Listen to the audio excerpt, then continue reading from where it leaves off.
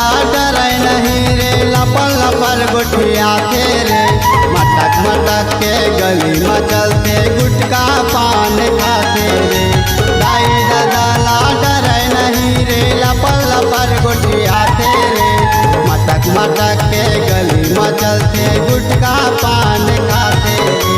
फेरी फेरी मोला धमकी देते, घीन नहीं आवे दसना माँ, बवाल मचाही कारे आके मोर अंगना माँ, बवाल मचाही कारे आके मोर अंगना माँ, बवाल मचाही कारे आके मोर अंगना माँ, बवाल मचाही कारे आके मोर अंगना माँ। रिकॉर्डिंग को संपर्क करें A&A स्टूडियो बिलासपुर।